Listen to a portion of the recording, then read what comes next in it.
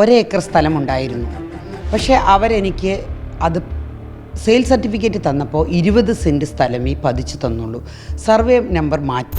ഒരു ബാങ്കിന് ഒരിക്കലും ചെയ്യാൻ പാടില്ലാത്തതുപോലെ ചീറ്റ് ചെയ്തതായിട്ട് എനിക്ക് മനസ്സിലായി. സർവേ നമ്പർ മാറ്റി തന്നു, അറ്റാച്ച്മെൻറ്റ് തന്നു. ഈ ബാങ്ക് ഇങ്ങനെ ചെയ്തില്ലായിരുന്നു എങ്കിൽ എൻ്റെ ബിസിനസ് ഞാൻ തീർച്ചയായും ഒരു 100 പേർക്ക് തൊഴിൽ കൊടുത്ത് കൂട്ടുമായിരുന്നു. ഏതോ റൂൾ അനുസരിച്ച് അങ്ങോട്ട് കൊടുത്തത് ഇങ്ങോട്ട് തരാൻ പറ്റില്ല എന്നാണ് അവർ പറയുന്നത്. ലേലത്തിൽ പിടിക്കാൻ ഇട്ട ക്യാഷ് തിരിച്ചു തരാൻ പറ്റില്ലെന്നാണ് പറയുന്നത്.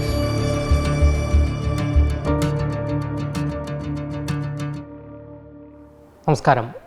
തിരുവനന്തപുരത്ത് ഭൂമി കൈമാറ്റവുമായി ബന്ധപ്പെട്ട് സ്റ്റേറ്റ് ബാങ്ക് ഓഫ് ഇന്ത്യക്കെതിരെ ഒരു വനിതാ വ്യവസായി ഇപ്പോൾ പരാതിയുമായി രംഗത്ത് വന്നിരിക്കുകയാണ്. തിരുവനന്തപുരം സ്വദേശിയായ ലിസി ഗിരീഷാണ് ഇത്തരത്തിൽ സ്റ്റേറ്റ് ബാങ്ക് ഓഫ് ഇന്ത്യക്കെതിരെ ഇത്തരത്തിൽ പരാതിയുമായി രംഗത്ത് വന്നിരിക്കുന്നത്. എന്തായാലും ലിസി തന്നെ ഇപ്പോൾ മറുനാടനോട് പ്രതികരിക്കുകയാണ്. എന്താണ് സംഭവിച്ചത് എന്ന ഈ ഒരു പരാതിയുടെ അടിസ്ഥാനം എന്താണ്? ഞാനൊരു വ്യവസായിയാണ്. ഞാൻ വ്യവസായം തുടങ്ങിയിട്ട് ഒരു 36 വർഷമായി. ഞാൻ എൻ്റെ വ്യവസായം വികസിപ്പിക്കാൻ വേണ്ടിയാണ് SBIയിൽ നിന്ന് ഒരു സ്ഥലം ലേലത്തിൽ പിടിച്ചത്. മൺവിളയിലുള്ള സ്ഥലമാണ്. അത് ലേലത്തിൽ പിടിക്കുമ്പോൾ ഒരേക്കർ സ്ഥലമുണ്ടായിരുന്നു. പക്ഷേ അവരെനിക്ക് അത് സെയിൽ സർട്ടിഫിക്കറ്റ് തന്നപ്പോൾ 20 സെൻറ്റ് സ്ഥലമേ പതിച്ചു തന്നുള്ളൂ. സർവേ നമ്പർ മാറ്റി. ഒരു വ്യവസായിയുടെ സ്ഥലമാണ് എനിക്ക് രജിസ്റ്റർ ചെയ്ത് തരാൻ തീരുമാനമെടുത്തതും തന്നതും. ഞാൻ ലേലത്തിൽ പിടിക്കുമ്പോഴോ എന്നെ കാണിച്ചു തരുമ്പോഴോ അതിലൊരു അറ്റാച്ച്മെൻറ്റ് ഉണ്ടായിരുന്നില്ല. പക്ഷേ എനിക്കൊരു സെയിൽ സർട്ടിഫിക്കറ്റ് തന്നപ്പോൾ അതിലൊരു അറ്റാച്ച്മെൻറ്റ് ഉണ്ടായിരുന്നു. ആ അറ്റാച്ച്മെൻറ്റ് എന്താണെന്ന് ഞാൻ അന്വേഷിച്ചപ്പോൾ ബാങ്കുകാർ അത് ആട്ടെ നോക്കട്ടെ കാണട്ടെ എന്ന് പറഞ്ഞ് എന്നെ അങ്ങോട്ടും ഇങ്ങോട്ടും ഇട്ട് നടത്തിച്ചു. അങ്ങനെ 6 മാസം നടന്നതിന് ശേഷമാണ് ഞാൻ അതിനെതിരെ ഹൈക്കോടതിയിലൊരു പരാതി കൊടുത്തത്. അതിനുശേഷം ഞാൻ വീണ്ടും അന്വേഷിച്ചപ്പോൾ എനിക്ക് എന്നെ ഭയങ്കരമായിട്ട് ചതിച്ച് എന്താ പറയുക, ഒരു ബാങ്കിന് ഒരിക്കലും ചെയ്യാൻ പാടില്ലാത്തതുപോലെ ചീറ്റ് ചെയ്തതായിട്ട് എനിക്ക് മനസ്സിലായി. സർവേ നമ്പർ മാറ്റി തന്നു, അറ്റാച്ച്മെൻറ്റ് തന്നു. അങ്ങനെ ഈ ബാങ്ക് ഇങ്ങനെ ചെയ്തില്ലായിരുന്നു എങ്കിൽ എൻ്റെ ബിസിനസ് ഞാൻ തീർച്ചയായും ഒരു 100 പേർക്ക് തൊഴിൽ കൊടുത്ത് കൂട്ടുമായിരുന്നു. അതിനെനിക്ക് സാധിച്ചില്ല. ഈ ലേലം സമയത്ത് എത്ര സ്ഥലം ഉണ്ടായിരുന്നത്?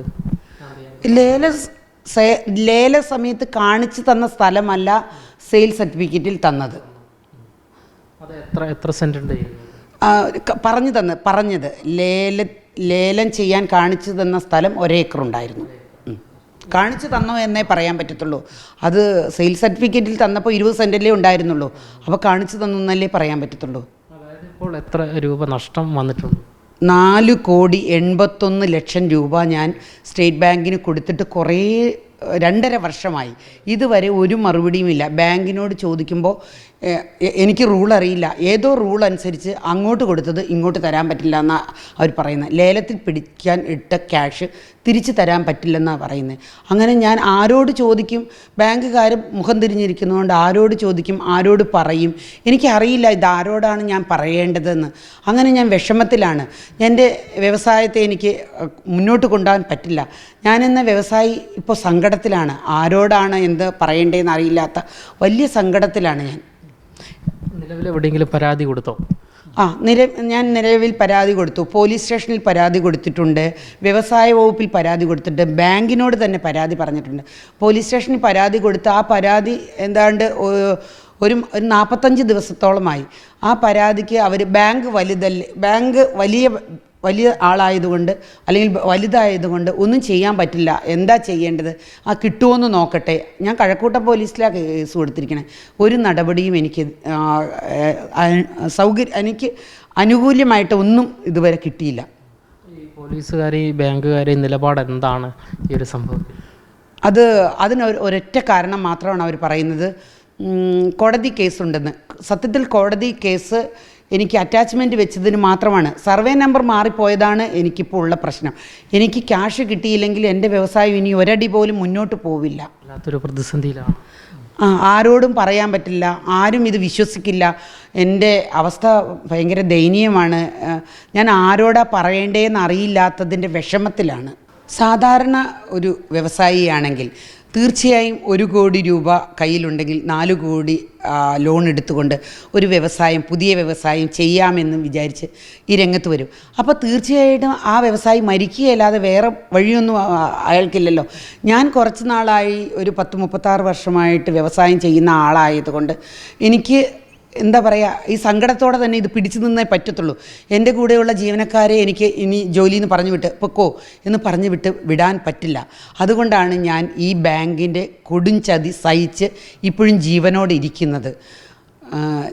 എന്നെ ബാങ്ക് ചതിച്ചത്, എനിക്ക് സ്ഥലം കാണിച്ചു തന്നപ്പോൾ അതിലൊരു അറ്റാച്ച്മെൻ്റ് ഉണ്ടായിരുന്നില്ല. എനിക്ക് പരസ്യം കൊടുത്തപ്പോൾ, അവർ വിൽക്കാൻ പരസ്യം കൊടുത്തപ്പോൾ അതിൽ അറ്റാച്ച്മെൻ്റ് ഉണ്ടായിരുന്നില്ല. എനിക്ക് സെയിൽ സർട്ടിഫിക്കറ്റ് തന്നപ്പോൾ മാത്രമേ അതിൽ അറ്റാച്ച്മെൻ്റ് ഉണ്ടായിരുന്നുള്ളൂ. അതെന്നെ ആ വിധത്തിൽ ചതിച്ചു. പിന്നെ അടുത്തത്, സെയിൽ സർട്ടിഫിക്കറ്റ് തന്ന സ്ഥലം 20 സെൻറ്റും എന്നെ കാണിച്ചു തന്ന സ്ഥലം 1 ഏക്കറുമാണ്. ഇങ്ങനെയാണ് ബാങ്ക് എന്നെ ചതിച്ചത്. ഇതിൽ നിന്ന് ഈ കൃത്യമായ നടപടി ഉണ്ടാകുമെന്നുള്ള പ്രതീക്ഷയുണ്ടോ? പിന്നെ തീർച്ചയായിട്ടും എന്നെ പുറത്ത് നിൽക്കുന്ന വ്യവസായ വകുപ്പ്, ഞങ്ങളുടെ അസോസിയേഷൻ, നിങ്ങളെപ്പോലുള്ള ചാനലുകാരെല്ലാം സപ്പോർട്ട് ചെയ്ത് ബാങ്കിനോട്, ഈ വ്യവസായിയോട് ചെയ്തത് കൊടും ചതിയാണ് എന്ന് പറയുമെന്ന് എനിക്ക് 100% വിശ്വാസമുണ്ട്. എന്തായാലും സിസോ ഗ്രൂപ്പ് കോസ്മെറ്റിക് ഉടമയായ ലിസി ഗിരീഷാണ് ഇത്തരത്തിൽ പരാതിയുമായി രംഗത്ത് വന്നിരിക്കുന്നത്. അതേസമയം നമ്മൾ ഈ SBI മ്യൂസിയം ബ്രാഞ്ചുമായി നമ്മൾ സംസാരിച്ചിരുന്നു. അവർ നൽകുന്ന വിശദീകരണം എന്തെന്നാൽ, തങ്ങൾ ഇത്തരത്തിൽ തിരിമറി ഒന്നും തന്നെ നടത്തിയിട്ടില്ല എന്നാണ് അവർ വ്യക്തമാക്കുന്നത്. ഇതുമായി ബന്ധപ്പെട്ട രേഖകൾ കോടതിയിൽ ഹാജരാക്കും എന്നും ഈ ബാങ്ക് അധികൃതർ നമ്മളുമായി പ്രതികരിച്ചതിൽ പറഞ്ഞിട്ടുണ്ട്. ക്യാമറമാൻ അഖിൽ അശോകിനൊപ്പം അമൽ രുദ്ര, മറുനാടൻ മലയാളി, തിരുവനന്തപുരം.